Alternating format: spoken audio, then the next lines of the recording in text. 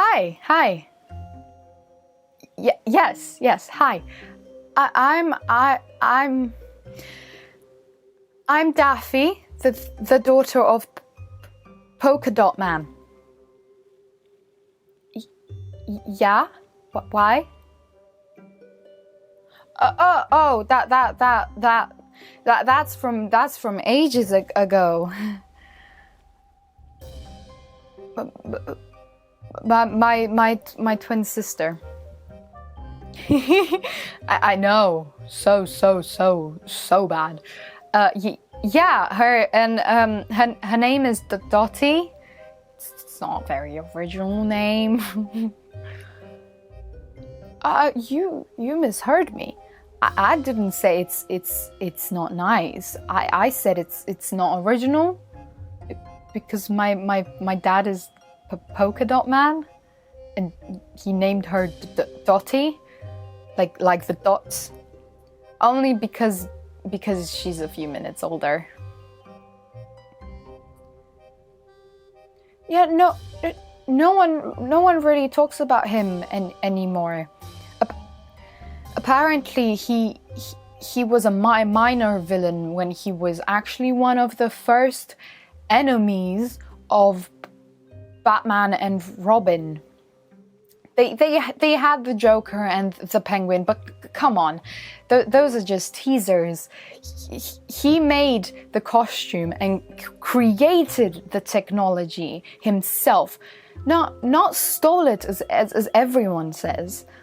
The dots were inert when attached to the costume, but once removed, they grew in size and became distinct instruments that would aid in his crime spree. Poppy, that's what we used to call him.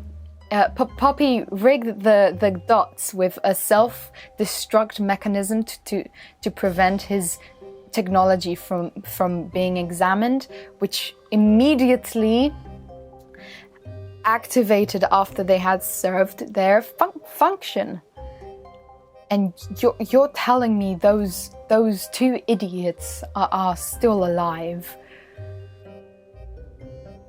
No.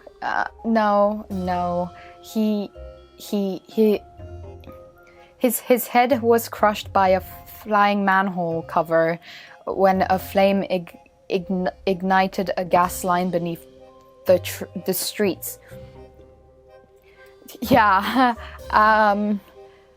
it's okay. Mom's still traumatized, and it was like 10 years ago. She hates therapists. What? She does have a point. What? Why? Why would you have one? You know, generally a therapist needs a therapist, especially if the patient is traumatizing for them. Imagine spending 5 or more years to get a degree on saying. So how does that make you feel? In different tones, or showing some scribbled ink stains to identify a psychopath. I bet Herman just wanted something smart named after him. 100 years precisely, 1921. But what if a really imaginative person gets tested on them and sees multiple things at the same time, the good and the bad? Or what if that person's brain works like Edgar Allan Poe, very dark, visionary, and he sees skulls and crows, but he's actually mentally stable? Would he be considered mentally ill? Exactly. Trauma doesn't get cured. It gets placed in another small part of your brain, and it will only come back if it's triggered. There's many types of it. There's acute acute trauma, which is from a single stressful or dangerous event. Then there is complex trauma, which comes from multiple traumatic events. And then there's, I'd like to say, chronic trauma. And this is from repeated and prolonged exposure to highly stressful events. And one of them is bullying. So everyone's traumatized from something. Yeah, you are. Didn't you get bullied at school? Didn't your books get flushed down the toilet at break time? Or your glasses were always smashed? Or do I not look slightly familiar? My father was Abner Krill. Your worst nightmare. as he used to say, he was known throughout the underworld. There wouldn't be a day where he wished he could have apologized. Weirdly enough, he seemed more scarred from bullying you. He wanted to be better than you. And he wasn't the smartest at the time. You always had straight A's and naturally good at everything. So how would he make sure that you stayed glued to the floor?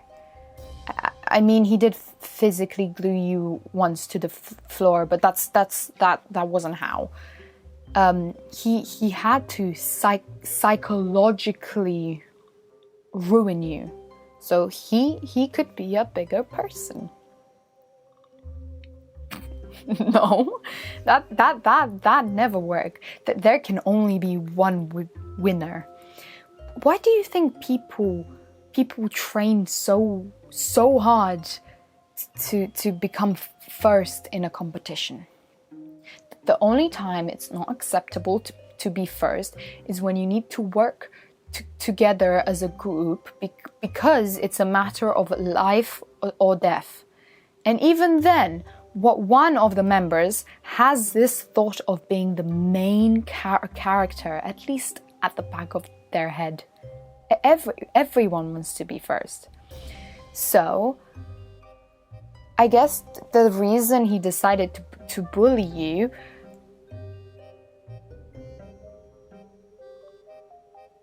there are so many ways of being bullied.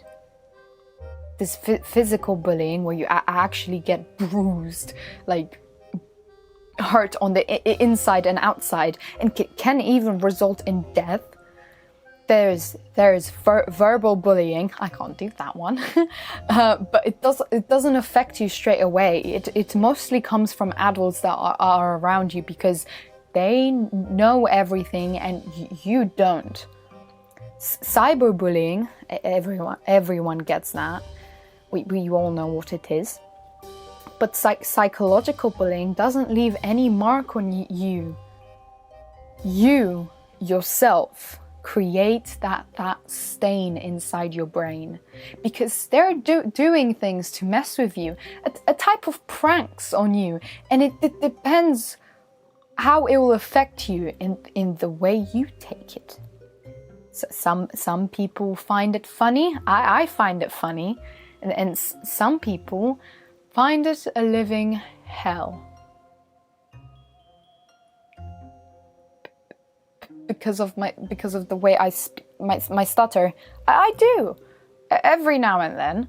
I'll never be able to speak properly. I'm severely, not even verbal coaches could help me.